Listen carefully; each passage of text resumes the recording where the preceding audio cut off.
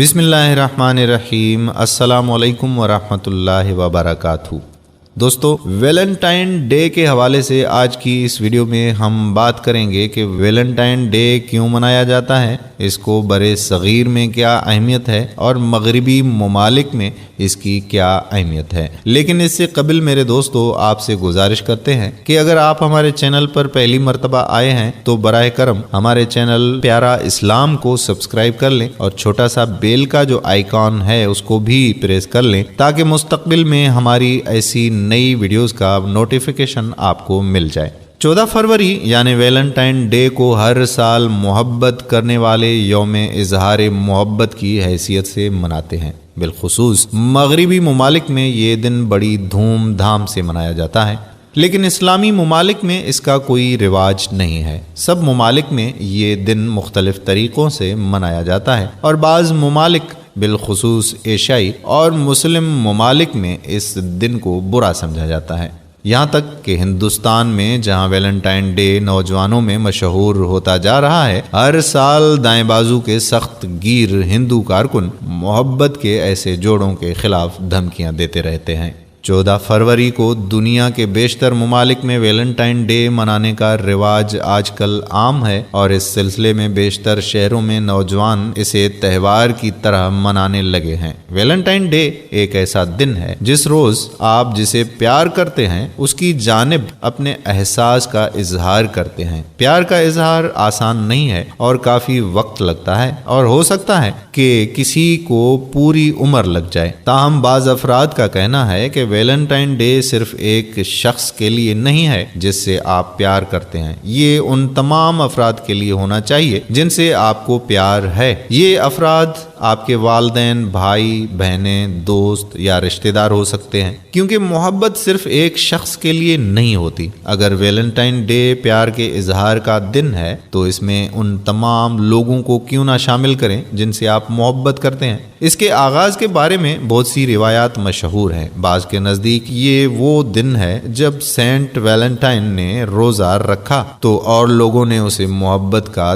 دیوتا مان کر یہ دن اسی کے نام کر دیا۔ کئی لوگ اسے کیوپڈ محبت کے دیوتا اور وینس حسن کی دیوی سے موسوم کرتے ہیں جو کیوپڈ کی ماں تھی۔ یہ لوگ کیوپڈ کو ویلنٹائن ڈے کا مرکزی کردار کہتے ہیں جو اپنی محبت کے زہر بجھے تیر نوجوان دلوں پر چلا کر انہیں گھائل کرتا تھا۔ تاریخی شواہد کے مطابق ویلنٹائن ڈے کے آغاز کے آثار قدیم رومن تہذیب کے عروج کے زمانے سے پہلے چلے آ رہے ہیں۔ 14 فروری کا دن وہاں رومن دیوی دیوتاؤں کی ملکہ جونو کے اعزاز میں یوم تعطیل کے طور پر منایا جاتا تھا۔ اہل روم ملکہ جونو کو صنف نازک اور شادی کی دیوی کے نام سے موسوم کرتے ہیں، جبکہ 15 فروری لیوپرکس دیوتا کا دن مشہور تھا اور اس دن اہل روم جشن زرخیزی مناتے تھے۔ اس موقع پر وہ پورے روم میں رنگا رنگ میلوں کا اہتمام کرتے۔ جشن کی سب سے مشہور چیز لڑکے اور لڑکیوں کے نام نکالنے کی رسم تھی۔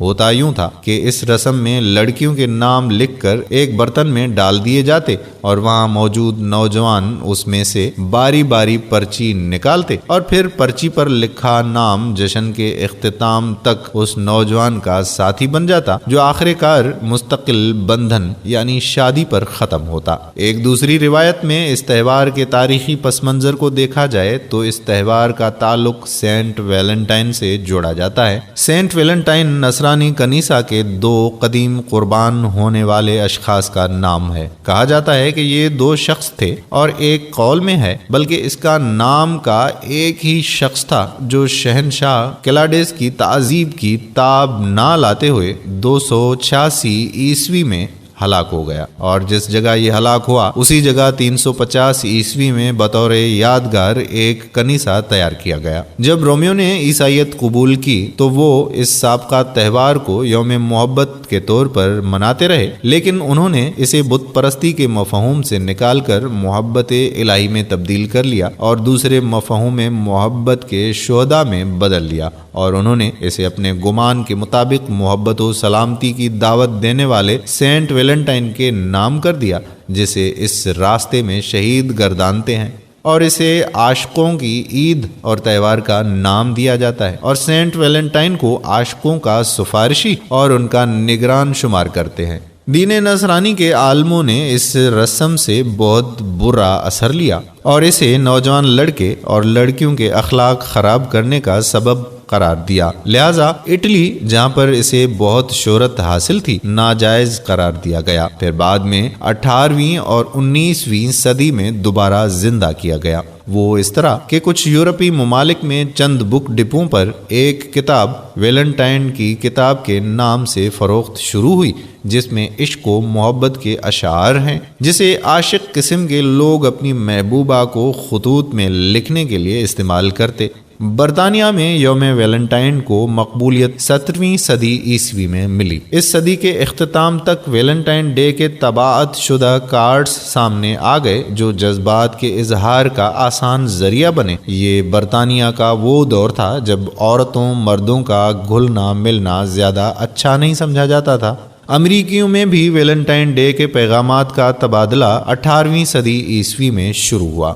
امریکن گریٹنگ کارڈز ایسوسی ایشن نے اندازہ لگایا ہے کہ دنیا بھر میں اس دن تقریباً 1 ارب کارڈز بھیجے جاتے ہیں۔ سعودی عرب میں ویلنٹائن ڈے پر تحائف کے طور پر دیے جانے والی چیزوں پر پابندی لگا دی گئی ہے۔ پاکستان میں بھی یہ دن منانے کا رجحان بڑھ رہا ہے۔ ٹی وی چینلز پر اس دن کی خصوصی نشریات دکھائی جاتی ہیں۔ ایک دوسرے کو تحائف دینا، تفریحی مقامات پر جانا اور کھانے کی دعوت دینا اس دن کی مناسبت سے عام ہے۔ پہلے محبت قربانی کا جذبہ مانگتی تھی، اب خرچہ مانگتی ہے۔ بدقسمتی سے پاکستان میں اسے بھرپور انداز میں منانے والے اس بات سے لا علم ہیں کہ اسے کیوں منایا جاتا ہے۔ اس دن شہر کی سڑکوں پر عجیب و غریب مناظر دیکھنے کو ملتے ہیں۔ پھولوں کی دکانوں سے پھول اچانک غائب ہو جاتے ہیں، بس اسٹاپ پر منچلے لڑکے لڑکیوں سے چھیڑ خانی کرتے ہیں اور پھول پھینکتے ہوئے دکھائی دیتے ہیں، جبکہ تمام پارکوں میں نوجوانوں کی بڑی تعداد موجود ہوتی ہے اور اس دن کے لحاظ سے لڑکیوں نے سرخ لباس زیب تن کیے ہوتے ہیں تاکہ اس دن بھرپور انداز میں لطف اندوز ہوا جا سکے۔ اب یہ ایک فیشن بن گیا ہے اور پاکستان میں ہر کوئی اس فیشن کو اپنانے کے لیے سرگرداں ہے۔ لیکن اچھی بات یہ ہوئی ہے کہ گزشتہ سال پاکستان میں